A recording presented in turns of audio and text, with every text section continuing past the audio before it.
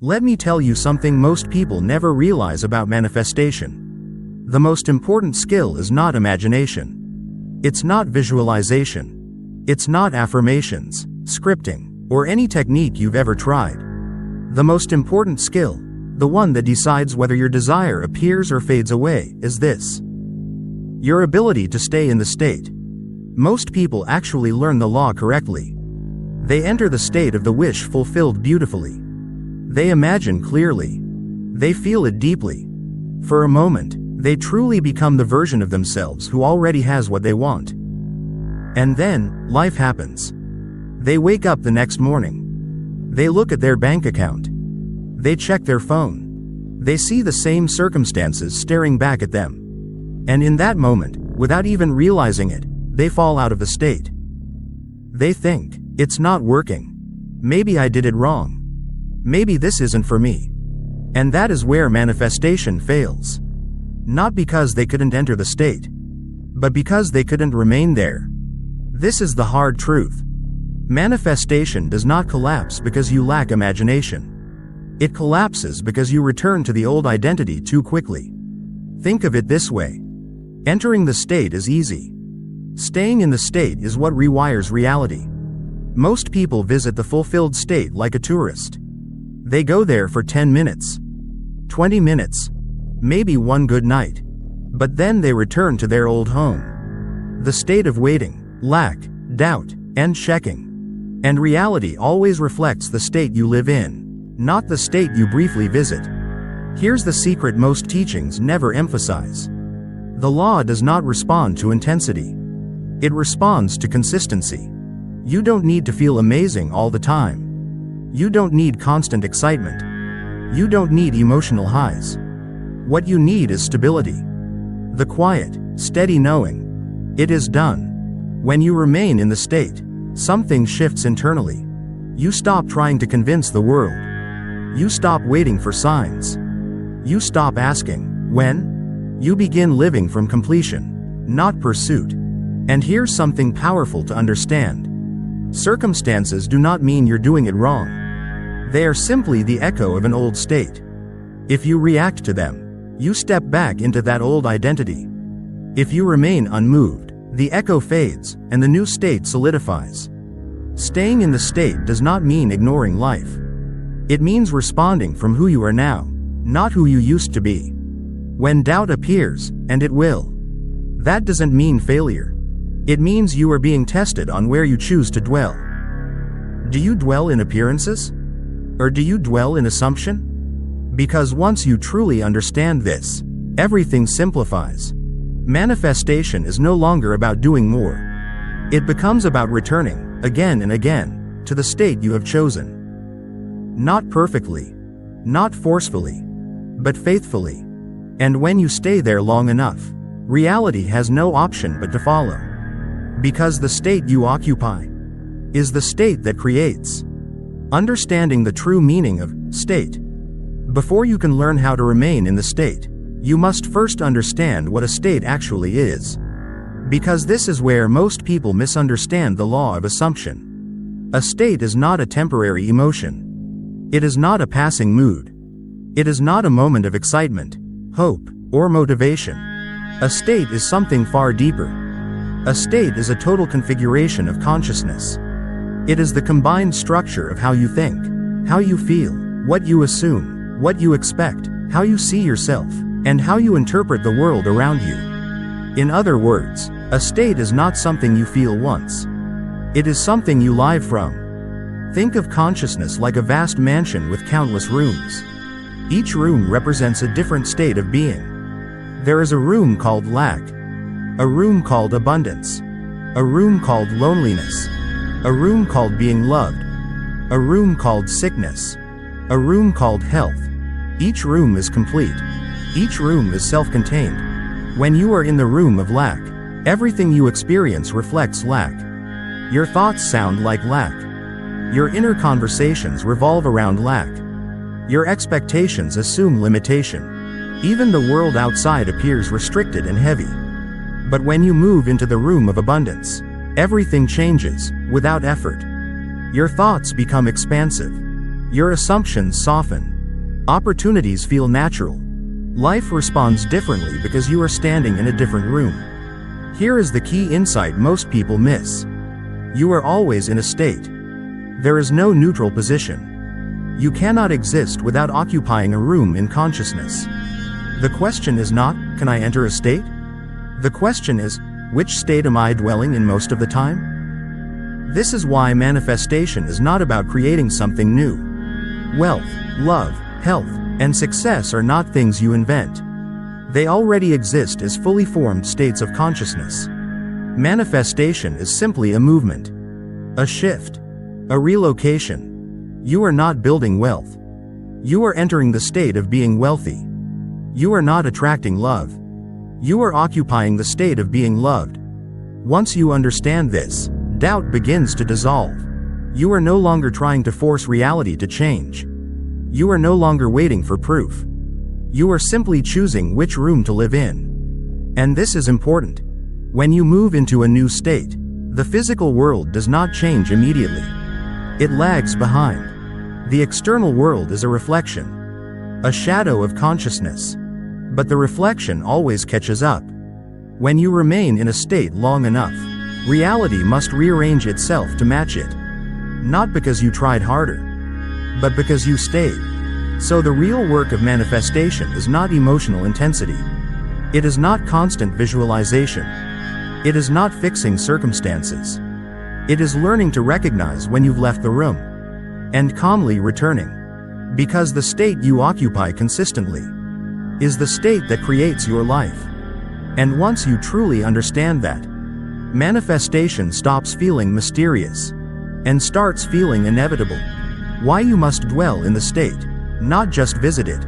Now that you understand what a state truly is, we need to address the single mistake that destroys most manifestations. Most people do not fail because they cannot enter the desired state. They fail because they only visit it. They sit down, close their eyes, visualize beautifully for 20 minutes. They feel rich. They feel loved. They feel successful. And then, they get up and return to their old life.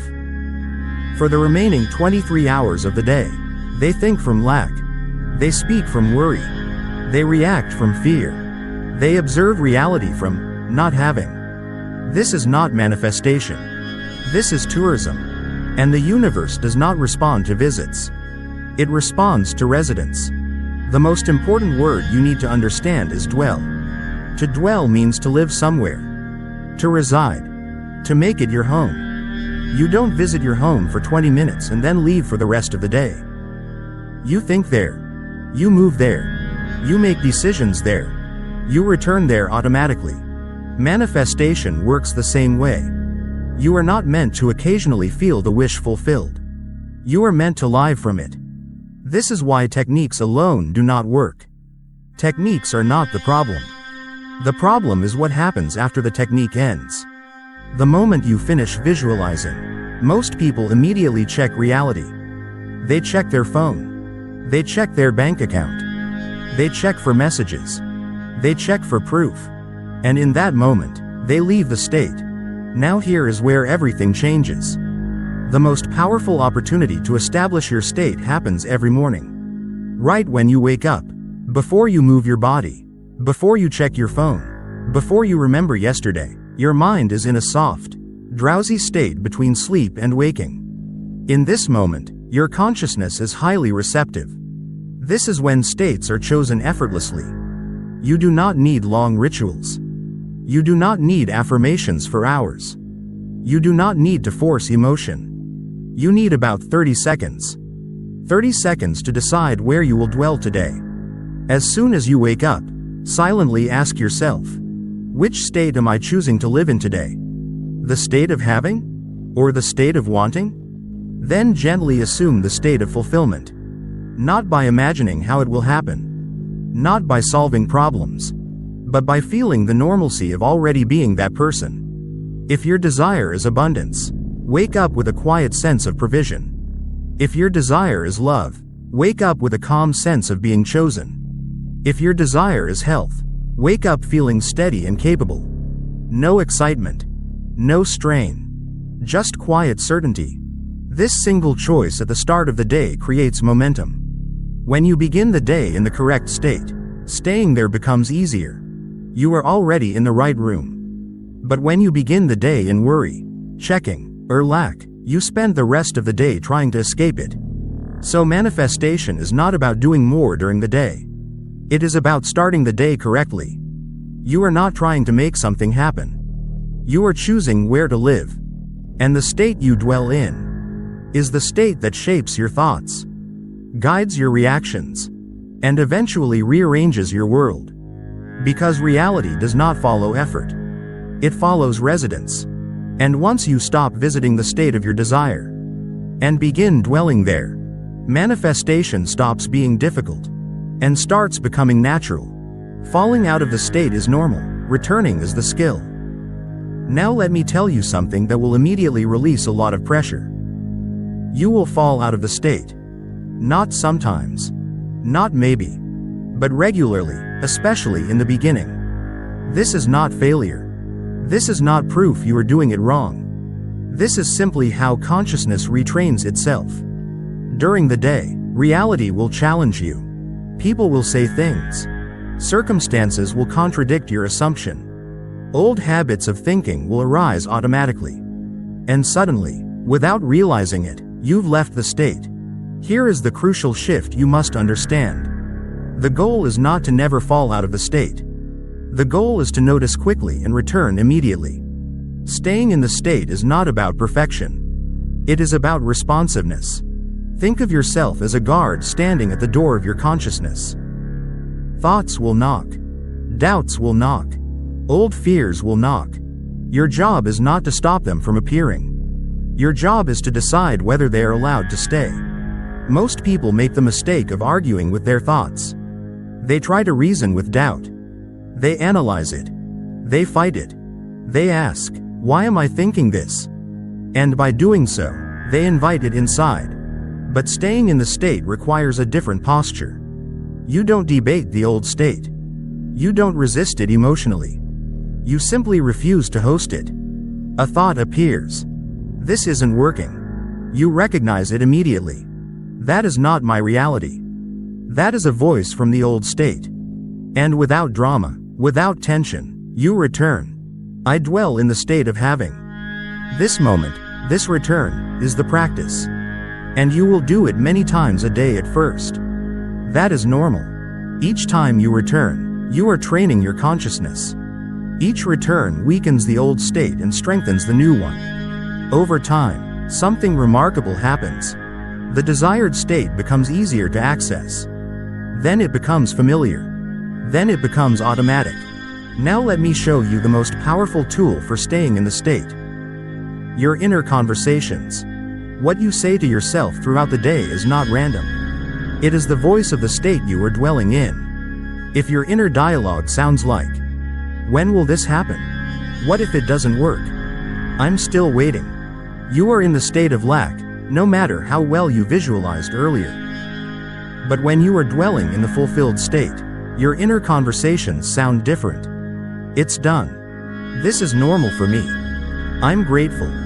This is who I am now. You don't need to shout these statements. You don't need to repeat them aggressively. You simply replace.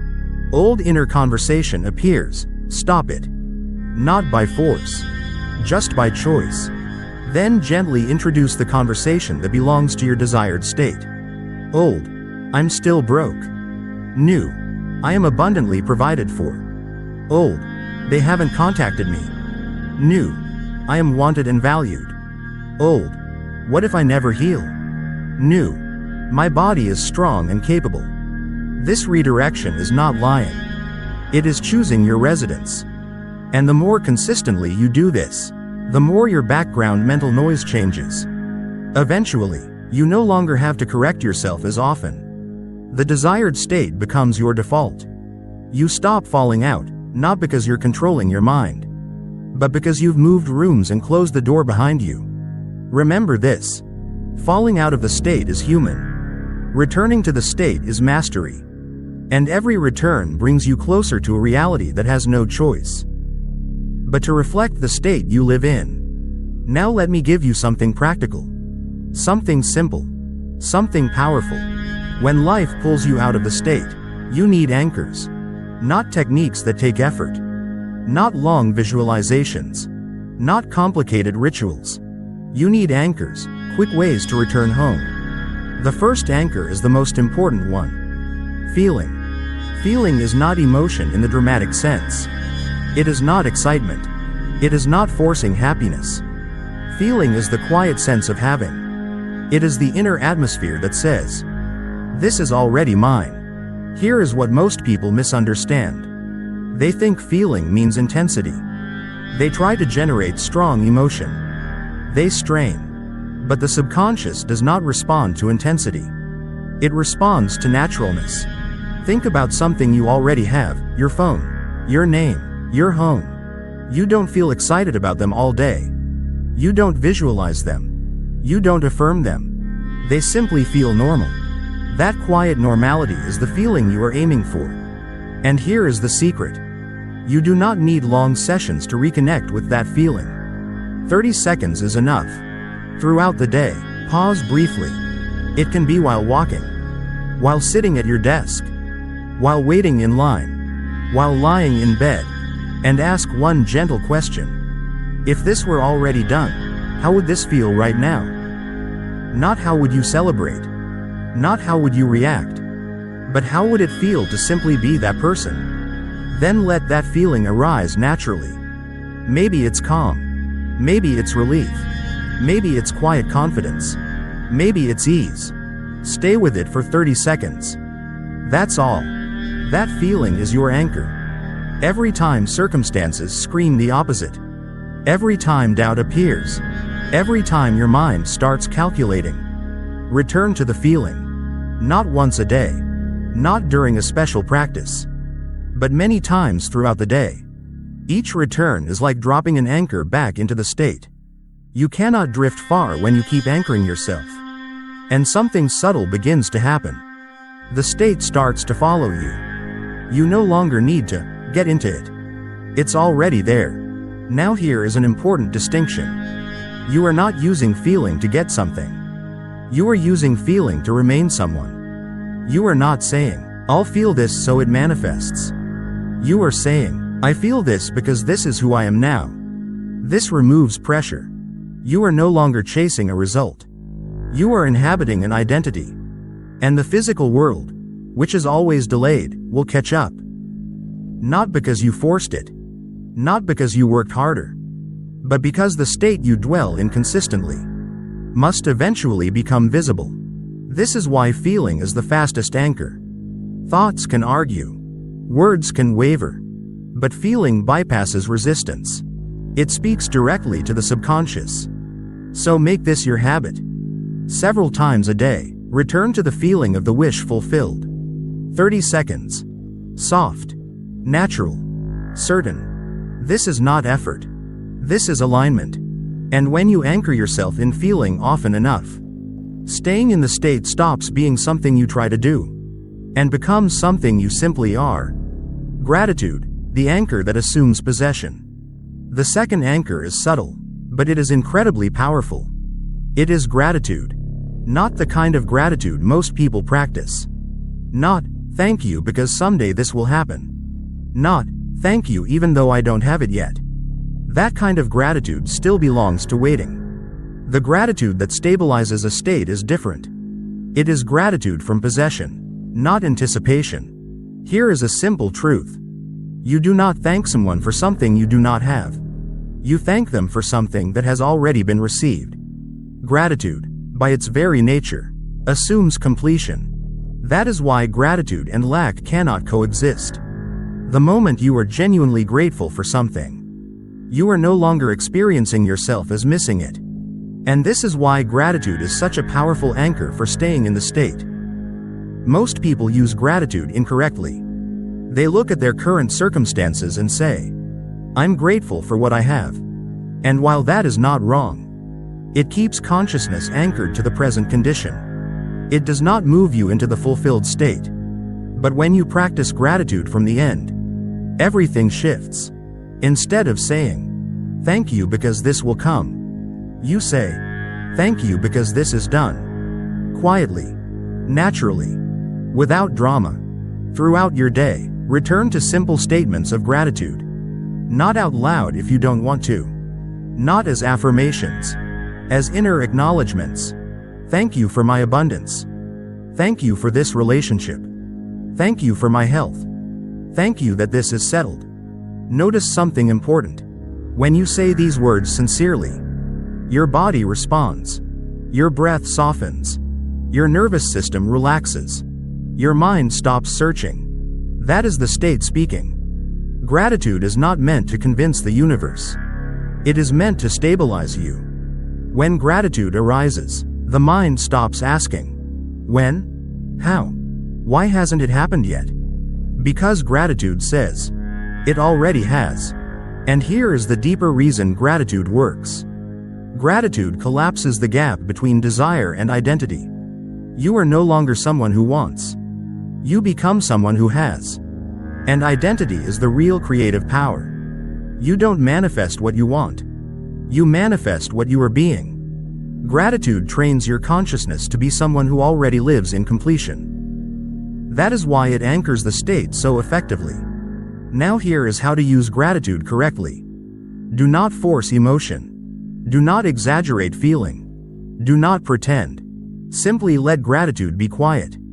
Natural. Almost ordinary. Just as you would feel about something that is already part of your life. You don't feel ecstatic about your name. But you would feel strange if someone took it away. That quiet ownership is the tone of true gratitude. Practice this throughout the day. Especially when circumstances contradict your assumption. Especially when the mind starts to worry. Instead of fighting the worry, return to gratitude. Thank you that this is handled. And then move on. No checking. No explaining. No proving. When gratitude becomes your inner posture, staying in the state becomes effortless. Because you are no longer trying to hold a future. You are resting in a present identity. And the world, which always mirrors identity, will eventually reflect what you are already grateful for. This is not magic. This is coherence. Gratitude is the anchor that keeps you rooted in having. Even before the mirror catches up. The third anchor is quiet, but it may be the most transformative of all. It is revision. Every night, before sleep, you are given a rare opportunity. Your mind becomes softer. Your defenses relax. Your subconscious opens. This is not the time to analyze your day. It is the time to rewrite it. Most people carry the emotional residue of the day into sleep. Moments of doubt. Moments of fear. Moments where they fell out of the state. And whatever you fall asleep with, you carry into the next day. Revision interrupts that cycle. Here is how it works. Before sleep, replay your day in your mind. But not as it happened. As it should have happened if you had remained perfectly in your desired state. Notice the moments where you slipped. A comment that triggered insecurity. A bill that triggered fear. A delay that made you question your assumption. Now revise them. See yourself responding differently. Calm. Certain. Unmoved. Imagine hearing the same words. But staying rooted in the state of fulfillment. Imagine seeing the same circumstance. And feeling no reaction at all. Because in consciousness, it was already done. This is not denial. This is training. Revision teaches your subconscious how to respond next time. And the subconscious learns through experience, not logic. Each revised scene becomes a rehearsal. And rehearsed responses become automatic. This is why revision is so powerful. It does two things at once. First, it dissolves the emotional impact of the day. Whatever tension, frustration, or doubt was stored in consciousness is neutralized. You do not carry it forward. Second, it conditions your future behavior. Tomorrow, when a similar situation appears, your nervous system remembers the revised response. You are calmer, faster to return, less reactive. Over time, falling out of the state becomes shorter and less intense. Because you have practiced staying in. Now here is the key. Do not revise aggressively. Do not force emotion. Revision works best when it is gentle, almost casual. You are not fighting the past. You are simply selecting a different version of it. Ask yourself one simple question. If I were already living in the fulfilled state, how would I have experienced this moment? Then let that version replace the old one. And when you finish revising, do one more thing. Fall asleep in the feeling of completion. Not excitement. Not anticipation. Rest. Like someone who knows the matter is settled. This is what Neville called the Sabbath. The state where you stop trying. You do not go to sleep hoping tomorrow will be better. You go to sleep knowing it already is. And when this becomes your nightly practice, something profound happens. Your days become smoother. Your reactions soften. Your confidence stabilizes. Not because circumstances change immediately, but because you change. Revision aligns your inner history with your chosen identity. And when consciousness becomes coherent, the outer world has no choice but to follow. This is how you stay in the state. Not by perfection, but by gentle, consistent correction. Every night, you close the day in alignment. And every morning, you wake up closer to the version of yourself who no longer falls out at all. Revision is not about fixing the past. It is about installing the future. Before sleep. And consciousness listens most deeply when you are resting. Now we arrive at the most subtle and most powerful sign that you've truly learned to stay in the state. It's called the Sabbath. And no, it's not a religious rule. It's a spiritual condition. Sabbath means this. You rest in the knowing that it is already done. Not because you hope it will happen. Not because you believe harder today. But because, internally, the matter feels settled. And here's how you know you've entered it. You stop becoming emotionally frantic. You no longer wake up needing to check. You no longer scan your reality for proof. You no longer run endless mental calculations like, is it working? How long will it take? Did I do it right? Because those behaviors belong to a different state. They belong to the state of wanting, not having. And the Sabbath only happens when you shift into the state of having so completely that the desire becomes ordinary. This is the part that surprises people. Most think manifestation is strongest when the desire feels intense. But intensity often includes desperation. And desperation is still lack. The real sign you're close is not excitement. It's naturalness. The desire stops feeling like a miracle you're trying to earn. And starts feeling like something that already fits you. Like a coat you've worn so many times, you don't even notice it's on your shoulders. Think about the things you already have right now. You don't obsess over them all day. You don't pray for them every hour. You don't keep checking to see if they're still yours. They are simply normal. And when your desire takes on that same emotional texture, when it feels plain, stable, almost boring in the best way, that's the Sabbath. That's when manifestation is near. Because when the desire becomes normal inside you, resistance collapses. There's no longer a split. No more 1 foot in, it's done, and 1 foot in, what if it isn't? You have moved rooms. And the outer world must catch up to the room you occupy. Now let me say something that will free you from perfection. Staying in the state does not mean you never wobble. It does not mean you never doubt. It means you become skilled at one thing. You return faster. You stay longer. And you stop building a home in the old story. That is mastery. Not a life without storms. But a nervous system that no longer lets storms move you out of your chosen identity. So here is the law in 4 words. Stay in the state. Not force the world. Not chase signs. Not beg reality to cooperate. You become the state first. And the physical world, quietly, inevitably, is compelled to mirror what you consistently live as. You don't manifest what you want. You manifest what you remain. So soften your grip. Stop wrestling the mirror. Stand there as the version of you who already has it. And let the reflection do what reflections always do. It must match what stands before it. And if you needed one final instruction, it is this. Choose the state. Return to it. Dwell in it. Rest in it. And let the world reflect you.